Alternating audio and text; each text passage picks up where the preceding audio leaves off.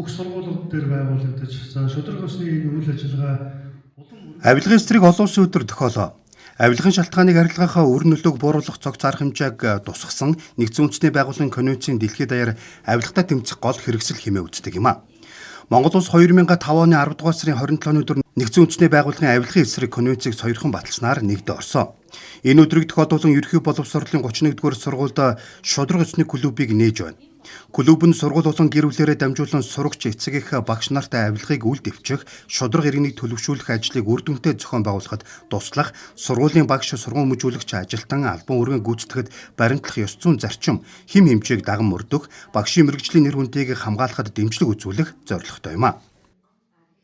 Хүүхдүүдийг одоо багаас нь шударга ёс гэдэг инхээр нийгмийн харилцаанд төдийгүй байгаль орчиндоо ч гэсэн одоо зөв шударга ийм хариуцлагатай иргэн байхын төлөө энэ клубыг нээн ажиллуулж байгаа. Ийм зорилготой энэ клуб байгаа даамаа. За шударга ёс гэдэг малгаан доороо өөрөө маш олон агуулгуудыг багтаасан. Одоо зөвхөн нийгмийн харилцаа гэхгүйгээр байгаль орчин, за тэгээ хүн хоорондын харилцаа, за ингээд энэ бүх зүйлийг багтаасан одоо энэ клуб маань энэ үйл ажиллагааг бодвол явуулах гэж байгаагаараа давуу талтай ийм клуб нэгдэж байгаа. Шударга усны клуб нь Дархуулан аймагт анх удаа улсын хэмжээнд 14 дахь нь болж байна. Тус клубын чиглүүлэгчээр 31-р сургуулийн нийгмийн ухааны багш Монгол улсын зөвлөх багш Мөнх Жаргал ажиллана. 9-өөс 11-р ангийн 15 сурагч хамрагджээ.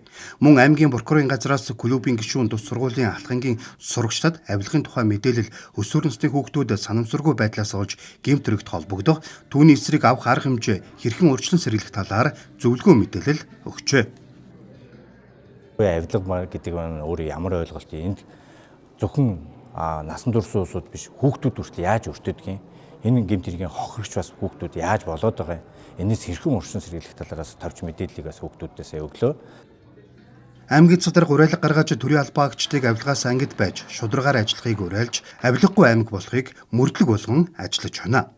Аймгийн цэцэргээс бол бүх шатны төрийн байгууллагуудад бол нэгэн уриалга гаргаж байгаа. Ер нь Дархан уул аймаг бол авилгагүй аймаг болно гэсэн ийм уриалгыг дэвшүүлээд бүх шатны одоо удирдлах ажилтнуудад одоо үүрэг чиглэл өгч манлайлж ингэж ажиллаж байгаа. Их хурлаар батлагдсан авилгатай тэмцэх үндэсний хөтөлбөрийг одоо хэрэгжүүлэх ажлын хүрээнд мөн одоо Дархан уул аймгийн авилгын эсрэг одоо дэд хөтөлбөрийг одоо боловсруулж энэ дэд хөтөлбөрийн одоо хүрээнд авилга ашиг сонирхлын зөвшлөөс урьдчилан сэргийлэх, сургууль сурчлагын ажлуудыг бас холбогдох хуулийн байгууллагуудтай хэрэгжүүлж ажиллаж байгаа.